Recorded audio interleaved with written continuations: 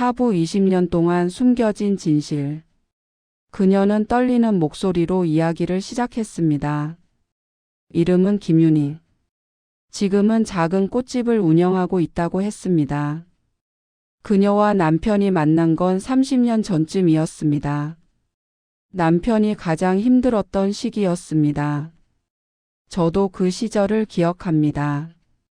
1997년 IMF 외환위기가 터졌을 때였습니다. 남편의 회사도 큰 타격을 받았습니다. 구조조정이 시작되었고 남편은 매일 불안해했습니다. 이번에는 내 차례일지도 모른다라고 말했습니다. 집안 분위기도 어두워졌습니다. 돈이 빠듯했습니다.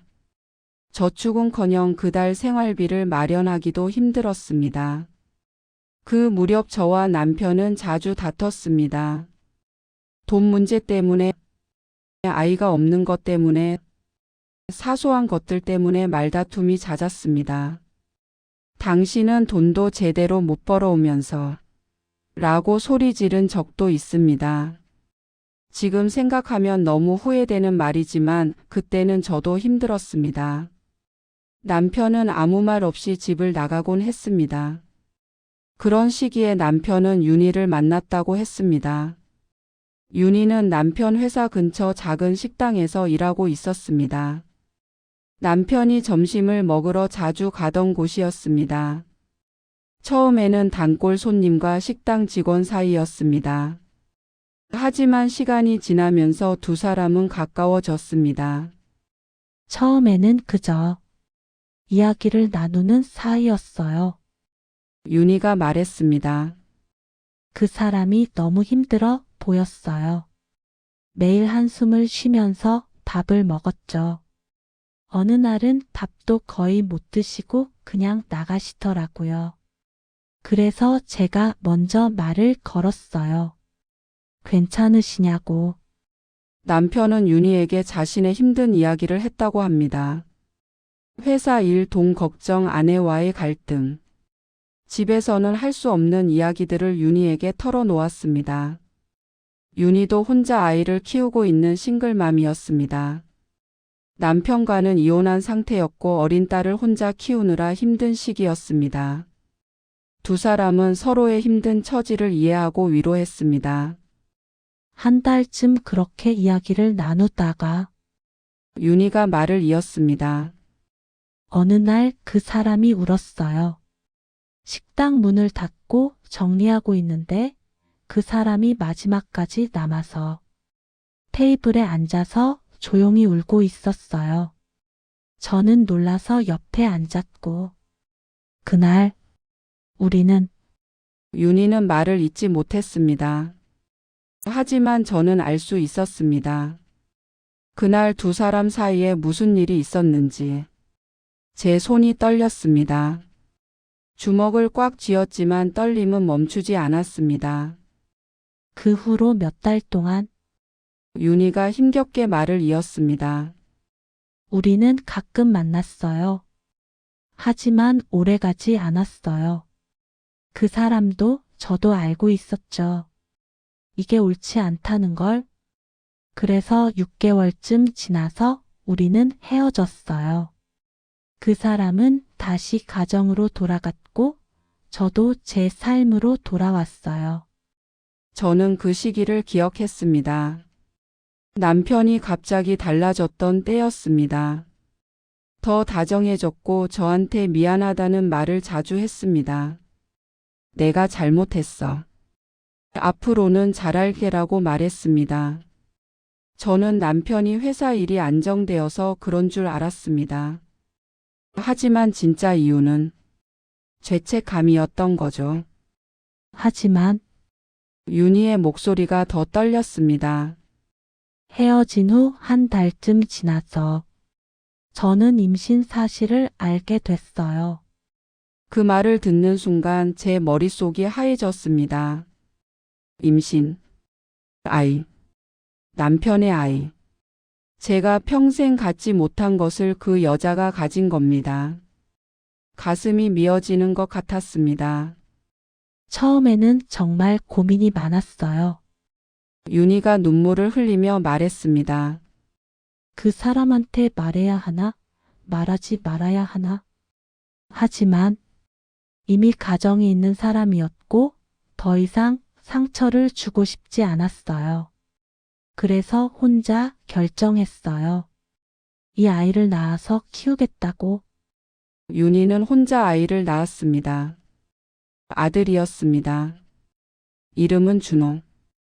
윤희는 꽃집에서 일하며 혼자 아이를 키웠습니다. 힘들었지만 포기하지 않았습니다. 아이는 건강하게 자랐고 윤희의 전부가 되었습니다. 5년이 지났어요. 윤희가 말을 이었습니다. 준호가 5살이 되던 해였어요. 어느 날 그 사람이 저를 찾아왔어요.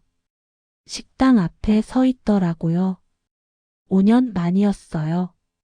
남편은 우연히 윤희를 다시 만났다고 합니다. 회사 근처를 지나가다가 작은 꽃집 앞에서 윤희를 봤습니다. 그리고 윤희 옆에는 5살 난 남자아이가 있었습니다. 남편은 직감적으로 알았다고 합니다. 저 아이가 자신의 아들이라는 것을. 그 사람이 저를 불렀어요. 윤희가 말했습니다. 저는 놀라서 도망가려고 했지만 그 사람이 준호를 보고 있었어요. 그 눈빛을 저는 잊을 수가 없어요. 놀라움과 죄책감, 그리고 미안함이 섞인 그런 표정이었어요. 남편은 윤희에게 물었습니다. 저 아이가 내 아들이냐고. 윤희는 대답할 수 없었습니다. 하지만 침묵이 대답이었습니다. 남편은 그 자리에 주저앉았습니다. 한참을 말없이 앉아 있다가 준호를 바라보며 울었습니다. 그날부터 윤희가 말했습니다. 그 사람은 준호를 위해 매달 생활비를 보내주기 시작했어요. 하지만 절대 우리 앞에 직접 나타나지 않았어요. 준호에게도 아빠라고 밝히지 않았어요. 단지 멀리서 지켜보기만 했어요. 5부 남겨진 사람들의 선택. 윤희가 돌아간 후 저는 며칠 동안 아무것도 할 수 없었습니다. 집으로 돌아와 남편의 방에 그대로 앉아 있었습니다. 남편의 옷장, 책상, 서랍. 모든 것이 그대로였지만 이제는 다르게 보였습니다. 30년을 함께 산 공간이었지만 저는 남편에 대해 정말 아무것도 몰랐던 것 같았습니다. 분노가 치밀어 올랐습니다. 밤새 잠을 이루지 못하고 뒤척이며 생각했습니다. 어떻게 이럴 수 있어? 20년 동안 나를 속였어. 매일 내 얼굴을 보면서 내가 차려준 밥을 먹으면서 다른 여자의 아이를 키우고 있었다고? 베개를 끌어안고 소리 없이 울었습니다. 속았다는 배신감, 아이를 갖지 못한 제 자신에 대한 비참함, 모든 감정이 뒤섞였습니다. 다음 날 저는 남편의 서재를 정리하기 시작했습니다. 뭔가 더 있을 것 같았습니다. 증거가, 흔적이. 책상, 서랍을 하나씩 열어봤습니다. 회사 서류, 오래된 명함들, 볼펜과 클립들. 별다른 것이 없었습니다.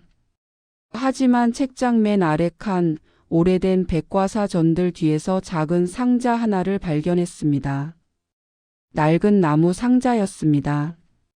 자물쇠는 없었지만 먼지가 쌓여 있는 걸 보니 오랫동안 열어보지 않은 것 같았습니다. 손이 떨렸습니다. 열어야 할까 말아야 할까. 하지만 저는 이미 결심했습니다. 진실을 알아야 했습니다. 전부 다. 상자를 열었습니다. 안에는 오래된 수첩 한 권과 사진 몇 장, 그리고 작은 편지들이 들어 있었습니다. 수첩을 펼쳤습니다. 남편의 필체였습니다. 날짜가 적혀 있었습니다. 20년 전부터 시작된 기록이었습니다. 2004년 3월 15일. 오늘 준호를 처음 봤다. 내 아들이다. 분명히 내 아들이다. 하지만 다가갈 수 없다. 윤희에게도 우리 아이에게도 미안하다. 무엇보다 아내에게 미안하다. 2004년 6월 20일. 오늘부터 매달 생활비를 보내기로 했다. 아빠로서 해줄 수 있는 게 이것밖에 없다. 준호야, 미안하다. 2006년 3월 1일. 준호가 초등학교에 입학했다고 한다. 입학식에 가고 싶었지만 참았다. 멀리서 사진으로만 봤다. 교복을 입은 모습이 정말 귀엽다. 건강하게만 자라다오. 2010년 5월 5일. 준호 생일. 11살이 됐다. 선물을 보내고 싶었지만 그럴 수 없다. 대신 윤희 통장에 돈을 더 넣어뒀다. 내가 해줄 수 있는 건 이것뿐이다. 페이지를 넘길 때마다 눈물이 흘렀습니다. 남편의 글씨는 떨리고 있었습니다. 매 줄마다 죄책감과 그리움이 묻어났습니다. 20년 동안 남편은 혼자 이 무게를 짊어지고 살았던 겁니다. 2015년 2월 14일. 준호가 고등학교를 졸업했다. 대학에 합격했다고 한다. 자랑스럽다. 하지만 졸업식에 갈 수 없다. 나는 그 아이의 아빠가 아니니까 그냥 돈을 보내는 사람일 뿐이다. 2018년 11월 3일. 아내가 오늘 행복하냐고 물었다. 대답할 수 없었다. 나는 누구에게도 떳떳하지 못한 사람이다. 아내에게도, 윤희에게도, 준호에게도 모두에게 미안한 사람이다. 마지막 페이지에는 이렇게 적혀 있었습니다. 2024년 1월 1일. 새해다. 올해는 아내에게 더 잘해야겠다. 평생 미안했고 사랑했다. 이 죄를 어떻게 갚아야 할지 모르겠다. 다음 생이 있다면 다음 생에는 제대로 된 남편이 되고 싶다. 수첩을 덮는 순간 저는 바닥에 주저앉아 울었습니다. 분노보다 더 큰 슬픔이 밀려왔습니다. 남편도 평생을 괴로워했구나. 혼자서 누구에게도 말하지 못하고 그 무게를 혼자 짊어지고 살았구나. 상자 안에는 사진들도 있었습니다. 준호의 성장 과정을 담은 사진들이었습니다. 유치원 사진, 초등학교 입학 사진, 중학교 체육대회 사진. 멀리서 찍은 것들이었습니다. 남편은 준호의 모든 순간을 멀리서 지켜봤던 겁니다. 한 장 한 장 사진을 보는데 준호의 얼굴에서 남편의 모습이 보였습니다. 웃는 모습, 눈매, 손을 드는 버릇까지. 정말로 남편의 아들이었습니다. 저는 며칠을 그렇게 보냈습니다. 울다가 수첩을 읽고 또 울었습니다. 밥도 제대로 먹지 못했습니다. 남편의 친구가 전화를 걸어 괜찮으냐고 물었지만 대답할 수 없었습니다. 괜찮을 리가 없었습니다. 일주일쯤 지났을 때 저는 남편의 휴대폰을 열어봤습니다. 평소에는 남편 폰을 본 적이 없었습니다. 볼 필요도 없었고 보고 싶지도 않았습니다. 하지만 이제는 달랐습니다. 모든 걸 알고 싶었습니다. 녹음 파일이 하나 있었습니다. 제목은 없었지만 날짜는 남편이 사고 나기 하루 전이었습니다. 손이 떨렸지만 재생 버튼을 눌렀습니다. 남편의 목소리가 들렸습니다. 여보, 이 말을 언제 해야 할지 몰라서 그냥 녹음해 둡니다. 혹시 내가 먼저 가게 되면 당신이 이걸 듣게 될지도 모르겠네요. 숨소리가 들렸습니다. 긴 침묵 후에 다시 목소리가 이어졌습니다. 미안합니다. 정말 미안합니다. 20년 동안 당신을 속였어요. 다른 여자와의 사이에서 아이를 낳았어요. 그 아이를 몰래 키웠어요. 당신 몰래 매달 돈을 보냈어요. 남편의 목소리가 떨렸습니다. 하지만 알아줬으면 좋겠어요. 당신을 사랑하지 않아서 그런 게 아니었어요. 당신이 싫어서가 아니었어요. 그냥 저는 약한 사람이었어요. 힘들 때 다른 데서 위로를 찾았고, 그게 이런 결과를 만들었어요. 윤희 씨에게도 미안해요. 그 사람도 힘들었을 텐데, 혼자 아이를 키우느라 얼마나 힘들었을까요? 준호에게는 아빠라고 한 번도 불러보지 못한 그 아이에게는 더 미안해요. 긴 침묵이 흘렀습니다. 그리고 남편의 흐느끼는 소리가 들렸습니다. 하지만 가장 미안한 사람은 당신이에요. 여보, 당신은 평생 저만 믿고 살았잖아요. 아이도 없이 저 하나만 보고 살았잖아요. 그런 당신을 저는 배신했어요. 용서해달라는 말은 안 할게요. 용서받을 자격이 없으니까. 그냥 알아줬으면 좋겠어요. 저는 당신을 정말 사랑했어요. 지금도 사랑해요. 다음 생이 있다면 다음 생에는 제대로 된 남편이 되고 싶어요. 당신 하나만 보고 당신만 행복하게 해주는 그런 남편이요.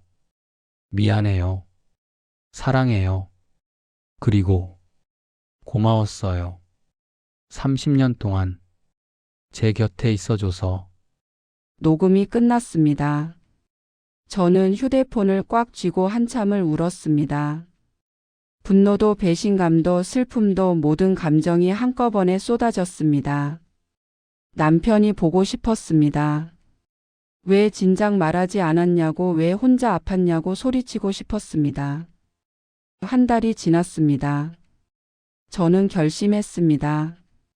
윤희를 다시 만나기로, 그리고 준호를 만나기로, 남편의 아들을, 제가 평생 갖지 못한 아이를 한번 보기로.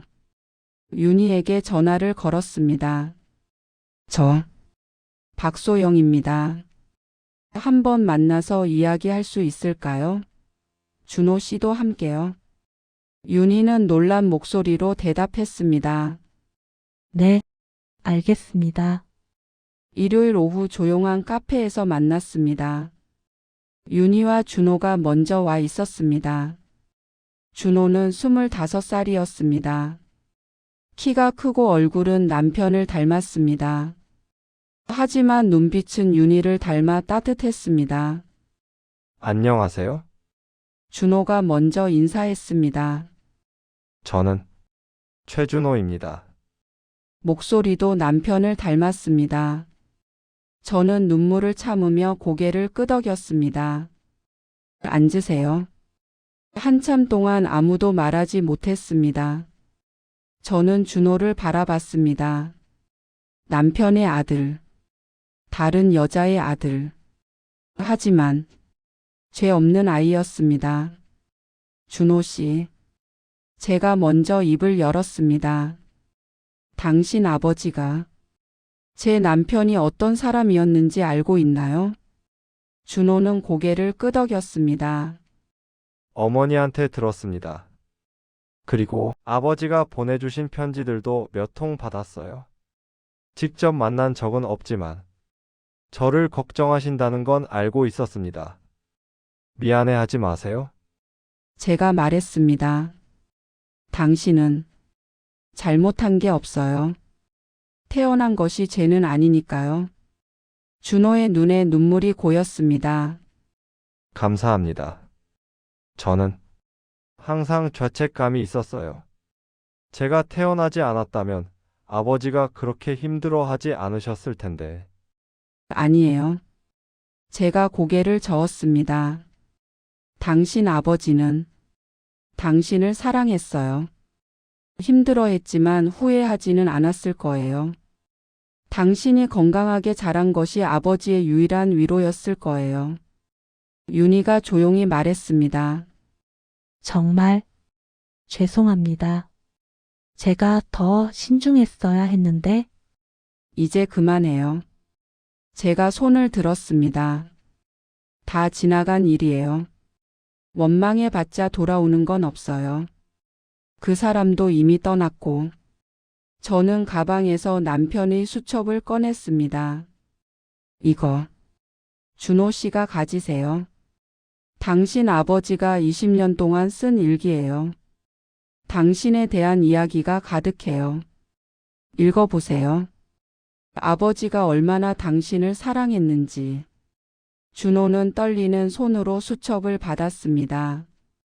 첫 페이지를 펼치는 순간 눈물이 떨어졌습니다. 아버지, 그는 울먹였습니다. 우리는 그날 오후 내내 이야기를 나눴습니다. 남편에 대한 이야기, 준호의 어린 시절 이야기, 윤희의 힘들었던 시간들. 분노나 원망이 아니라 그저 서로의 아픔을 나누는 시간이었습니다. 해가 지고 저녁이 되었을 때 저는 준호에게 말했습니다. 가끔 아버지 산소에 들러주세요. 혼자 가기 힘들면 어머니와 함께. 아버지가 좋아하실 거예요. 준호는 눈물을 닦으며 고개를 끄덕였습니다. 감사합니다. 정말 감사합니다. 집으로 돌아오는 길 저는 오랜만에 마음이 조금 가벼워진 것을 느꼈습니다. 여전히 아프고 여전히 슬펐지만 이제는 조금 이해할 수 있었습니다. 남편이, 윤희가, 준호가 모두 힘들었다는 것을, 완벽한 사람은 없다는 것을, 그리고 인생이란 게 때로는 선택이 아니라 상황에 떠밀려가는 것이라는 것을 남편의 영정 앞에 앉아 말했습니다. 여보, 이제 그만 괴로워해도 돼요. 저는 이해했어요. 완전히 용서한 건 아니지만 이해는 해요. 당신도 힘들었겠죠. 혼자서. 그날 밤 오랜만에 깊은 잠에 들었습니다. 꿈속에서 남편이 나타났습니다. 젊은 시절의 모습으로. 남편은 웃으며 말했습니다. 미안해. 그리고 고마워. 사랑해. 저는 꿈속에서 대답했습니다. 나도 사랑했어요.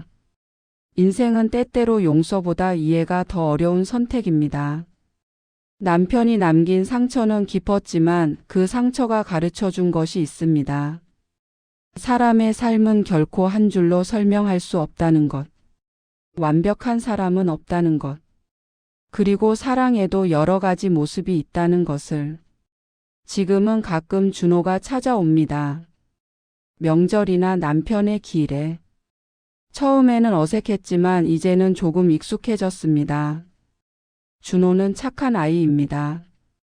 예의 바르고 어머니를 잘 모십니다. 남편이 그런 아들을 두어서 다행이라고 생각합니다. 남편의 빈자리는 여전히 큽니다. 하지만 이제 저는 조금씩 그 빈자리의 의미를 이해하기 시작했습니다. 완벽하지 않았지만 그래도 저를 사랑했던 사람. 힘들었지만 책임을 다하려 했던 사람. 그런 사람이 제 남편이었습니다. 그리고 저는 이제 그것으로 충분하다고 생각합니다. 삶은 참 많은 이별을 안고 살지만 그 안에서도 우리는 다시 살아갈 힘을 찾습니다. 이 이야기가 마음에 남으셨다면 구독과 좋아요, 그리고 다음 이야기도 함께 해주세요. 여러분의 두 번째 봄을 응원합니다.